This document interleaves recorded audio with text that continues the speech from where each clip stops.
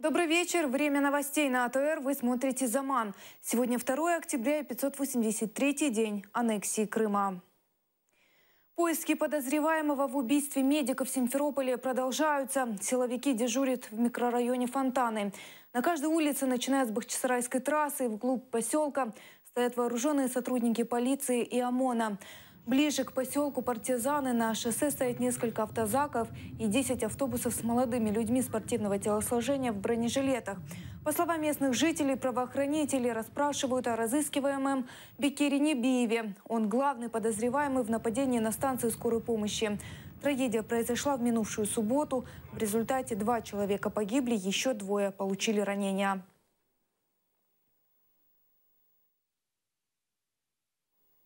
13-й день гражданской блокады Крыма продолжается. Крымско-Татарская автономная республика.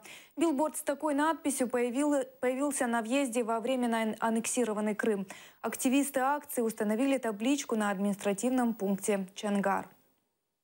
Сейчас 1:30 мы находимся в буферной зоне между 2 пропускными пунктами на административной границе с оккупированным Крымом. Позади меня установили огромный бигборд.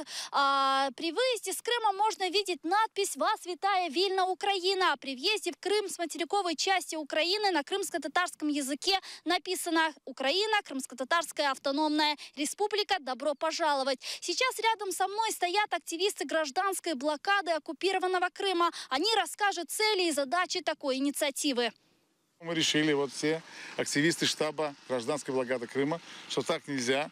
Нужно, чтобы люди, и входящие в Крым, и их выходящие из Крыма, должны были чувствовать то, что чувствуем мы. Вот то, что мы сделали, это мы написали, вот «Вас витает Вильна, Украина» с этой стороны, а с той стороны вот то, что так долго, 20 с лишним лет, наши крымско-татарские лидеры и наш весь крымско-татарский народ ждал де юре того, что мы здесь написали, но вот де-факто мы сейчас это уже сделали. С той стороны у нас сейчас написано «Украина, автономная Крымско-татарская республика». Витаем вас. Это на крымско-татарском. И точно так же будет на украинском написано с той стороны. То есть тот же самый текст, только встречным языком. Сегодня, мне кажется, поставлена точка, от которой начинается новый ход истории. Новый ход истории Крыма. Крым, несомненно, вернется в Украину. И не просто как автономная республика, и не просто как область Украины. Это вернется Крым как автономная Крымско-татарская республика.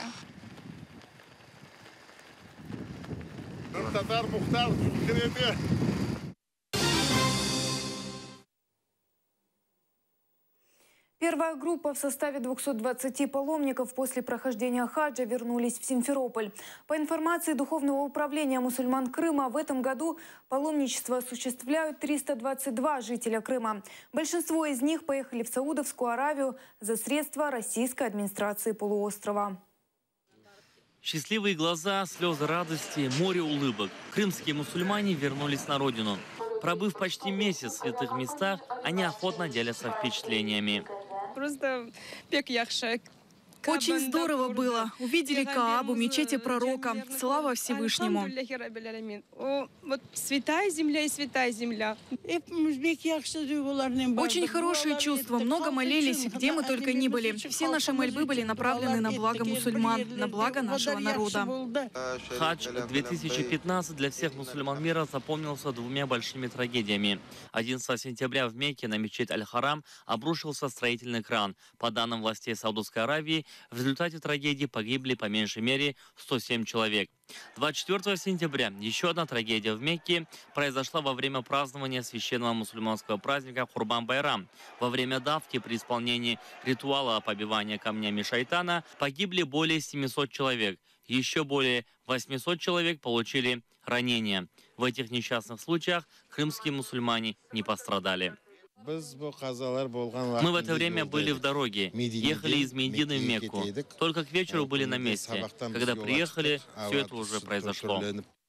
По моему мнению, все это от Бога, и радость, и горе — это от Бога. Это судьба и предписание. В этом году в хадж отправились 322 крымчанина. Стоимость их поездки составила $2600. Сегодня на полуостров вернулись 220 паломников. По словам заместителя муфтия мусульман Крыма Исадуллаха Баирова, вторая группа из 102 паломников готовится выйти в путь. Первая группа, все они благополучно вернулись в Крым. Вторая группа, даст Всевышний, отправиться в путь завтра. Если все будет хорошо, то они завтра прилетят. В следующем году крымские власти планируют запросить для мусульман полуострова квоту в 600 человек для совершения паломничества в Мекку. Ниязи Османов, Дилявер Мемеджанов, Заман, АТР. Турция и партнеры по коалиции против исламистов из группировки «Исламское государство», в частности, США, Великобритания, Франция, Германия и союзники из арабских стран, призывают Россию прекратить бомбардировки сирийской оппозиции. Страны-партнеры отметили, авиаудары Москвы в Сирии приведут к дальнейшей эскалации конфликта. По данным Министерства обороны России, за прошедшие сутки российские самолеты осуществили 18 вылетов по 12 объектам исламского государства на территории Сирии.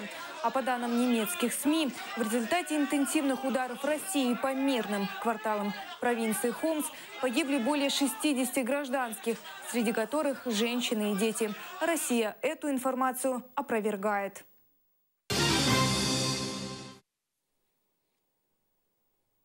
Крым наш – это уже было, теперь Сирия наша. Российские эксперты на местном провластном телевидении рассказывают, что Сирия – это их земля.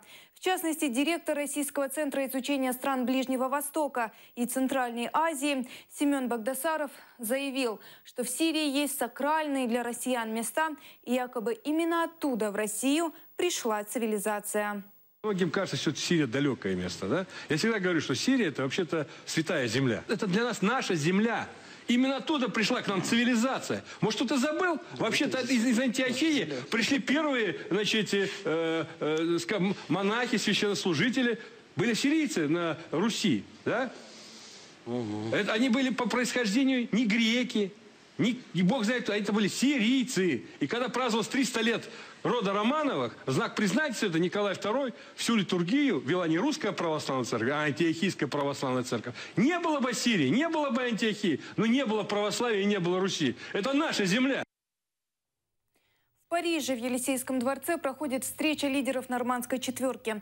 В повестке дня вопросы по укреплению неустойчивого мира на востоке Украины, также проведение выборов на Донбассе. Перед началом встречи состоялись двусторонние переговоры глав государств России и Франции, затем Украины и Франции. Кроме того, канцлер Германии провела встречу с президентом России. На двустороннем уровне не беседовали только Петро Порошенко и Владимир Путин. Однако Ангела Меркель попросила их все-таки пожать руки.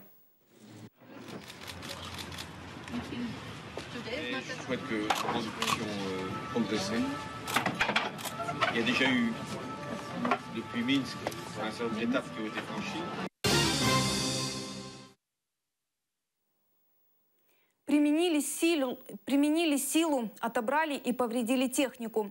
Так встретили украинских журналистов сотрудники СБУ. Украинские журналисты программы «Схемы» у здания ведомства снимали сюжет о том, на каких авто приезжают на работу сотрудники Службы безопасности Украины. Медийщиков задержали, через некоторое время отпустили. Председатель СБУ Василий Грицак по этому факту назначил служебное расследование, сообщает Радио Свобода. Не, подожди, я слушаю. Что случилось? Спрашиваю. Что случилось? Уже не получаса. Ты что тут делаешь? Пойдемте со мной. Пойдемте со мной. Остановите их, пожалуйста. Пойдемте со мной. Что вы делаете? Вы рвете пиджак. Мужчина, пойдемте. Голова Служби безпеки призначив службове розслідування, і в процесі цього розслідування всі будуть покарані. Ми вибачаємося за цей інцидент. Ніяких перепон журналістам в проведенні їхніх зйомок і зйомки передач, які вони хотіли, ніяких вказівок ніхто не дав. А в Мексике журналиста сбила машина во время прямого эфира. Инцидент произошел на парковке в аэропорту Гвадалахара, где корреспондент Fox Sports Дэвид Мадерано Мора рассказывал о футбольном матче. В результате ДТП журналист испугался, но не пострадал. Vergara nos decía en Fox Sports Radio que no tomaba decisiones a nivel fútbol, pero ¿qué sucede? Cuidado, David, en un momento nos... Компания МАУ и еще 4 украинских авиаперевозчика получили сообщение о запрете полетов в Россию. Так Россия отреагировала на решение украинского правительства ввести санкции против ее авиакомпаний. Чемодан, вокзал, Россия. Через 3 недели 29 российских авиакомпаний не смогут летать в Украину. Под санкции попали, в частности, крупнейшие авиакомпании Аэрофлот, Трансэра, С7 через их полеты в оккупированный Крым. Українські санкції – це відповідь на порушення російськими авіакомпаніями, конкретними авіакомпаніями норм двосторонньої міжурядової угоди. І, незважаючи на заборону, робили польоти до оккупованного Криму. В ответ Россия наказала украинские компании. Черную метку на полеты получили 5 авиаперевозчиков. Пассажиропоток в год примерно 350 тысяч человек. Количество рейсов – это порядка 1600. И с точки зрения денег мы ожидаем порядка 6 миллионов долларов. Один из выходов компания видит в транзитных рейсах. Например, пассажиры сначала вылетают в Минск, а там пересаживаются на российские авиалинии или белорусские Белавиа и летят в Россию. Мы имеем право, как назначенный перевозчик со стороны Украины, летать 2 раза в день. В Минск летаем сегодня 1 раз в день. То есть мы планируем увеличить количество частот до максимально разрешенного сегодня. Мы можем, и я думаю, что белорусские наши коллеги сделают то же самое, запланировать самолеты максимальной емкости на этот маршрут. В Росавиации намекают на то, что санкции, введенные Украиной, скажутся прежде всего на самих же украинцах. В Мининфраструктуры это опровергают и приводят статистику. За перше півріччя 2015 року пасажиропотік між двома країнами склав приблизно 657 тисяч чоловік. З них російські авіакомпанії перевезли більш ніж в 2,5 рази більше, ніж українські авиакомпании. Эксперт Андрей Гук говорит, рано или поздно украинские санкции должны были введены против страны-агрессора. Если его оставлять без какой-либо реакции, это слишком негативно для авиации вообще. И для политической, для Украины в том числе. Кроме этого, авиация – это, по сути, единственное сообщение с Крымом, которое есть в России. Поэтому, если уже российские авиакомпании туда летают, должна быть определенная цена за это, которую они все-таки должны понимать, что она есть. Украина считает, у России нет оснований для запрета полетов. Украинские авиакомпании законодательство не нарушали. Уже направили в Росавиацию письмо с просьбой разъяснить, чем вызвано введение санкций, и надеются, до конца сегодняшнего дня все же получат ответ. Эльвина Седулаева, Наталка Калинка, Ислам Пинка, Ильдар Исматов. Заман, АТР. В Крыму над Керченским проливом построили первый из 3 временных мостов между Краснодарским краем в России и островом Тузла в Крыму. Длина сооружения 1 километр 200 метров. 3 временных моста нужны для транспортировки материалов к месту производства основных работ. Они сейчас разворачиваются в судоходной части Керченского пролива.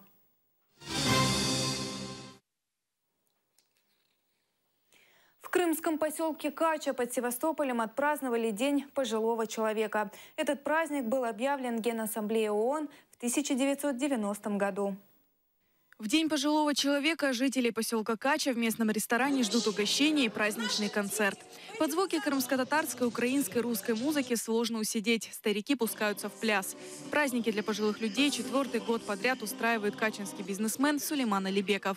Сегодня стариков развлекают местные творческие коллективы. 1 октября очень теплый день пожилого человека, потому что это самый благодарный зритель. Они так воспринимают с благодарностью, они ловят каждое слово в песне, каждое движение в танце. Старики признаются, для них самое главное – внимание. Возраст берет свое, начинаются проблемы со здоровьем. Но на подобных праздниках они чувствуют себя вновь молодыми. Вот дожил до этих лет, живу на родине. Мы всю жизнь мечтали о Крыме, наша мечта сбылась. Теперь дай нам Бог всем здоровья и благополучия.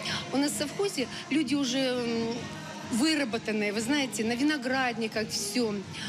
Вот. И вот раз в году они собираются. Они не могут каждый встречаться, хоть даже в месяц. А вот раз в году они собираются и вспоминают. Медад Джапаров родился в Орловке в 1925 году. 1 декабря ему исполнится 90 лет. Рассказывает, жизнь прожил долгую и тяжелую. Особенно трудно было в депортации. Но Медад Джапаров и тогда не терял веры в лучшее. Я всегда старался, если мне трудно, то я всегда старался перебороть эту трудность и стать нормальным. Ну и нормальная жизнь никогда, конечно, не бывает. Это жизнь, это она всякая бывает. Но надо, главное, никогда не переживать. Международный день пожилого человека отмечается ежегодно 1 октября. Праздник был провозглашен Генеральной ассамблеей ООН в 1990 году. В Киеве презентовали выставку, посвященную Второй мировой войне. Отдельный стенд посвятили депортации крымских татар из Крыма. Экспозиция представлена под открытым небом. Это стенд, посвященный депортации крымских татар. На фотографиях из прошлого женщина-переселенка с 2 дочерьми на арбе везут свои небольшие пожитки. А это картина Рустема Эминова «Поезд смерти». Здесь отчетливо видно, как целый народ депортировали из родного Крыма. В 1944 году крымских татар обвинили в сотрудничестве с нацистами. Именно в таких товарных вагонах женщин, детей и стариков выслали на чужбину, в то время как мужчины воевали на фронте на стороне советской власти.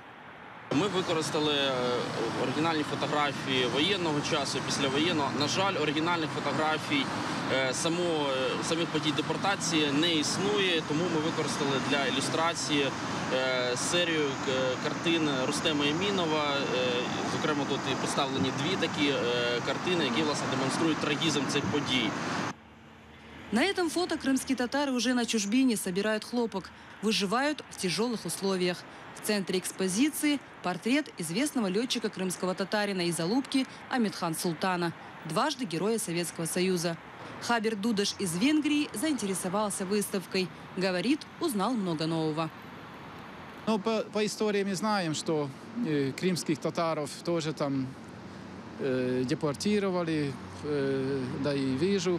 Точно так же, как и был конфликт между армянинами и азербайджанцами. Да, в общем-то интересно, да. Я думаю, что люди должны знать об этом. В целом стенд и картина Рустема Эминова между прошлым и будущим, по мнению посетителей, заставляет задуматься над трагической судьбой крымско-татарского народа. Конечно, можно увидеть здесь на экспозиции, как это происходило. То есть это потрясающая по своему цинизму и лицемерию акция выселения народа, который прожил в 3 раза больше времени, чем русские.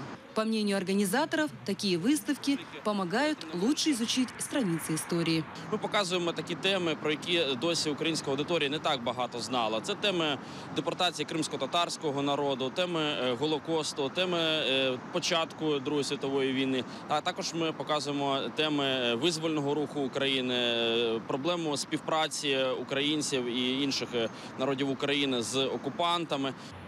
Сначала выставка была во Львове, сейчас в Киеве. Продлится до 6 октября включительно. Далее поедет в Черкассы и Одессу. Лилия Зенедин, Эльдар Исматов, Заман, АТР. На этом пока все. Не пропустите Заман в 21:30. Оставайтесь с АТР.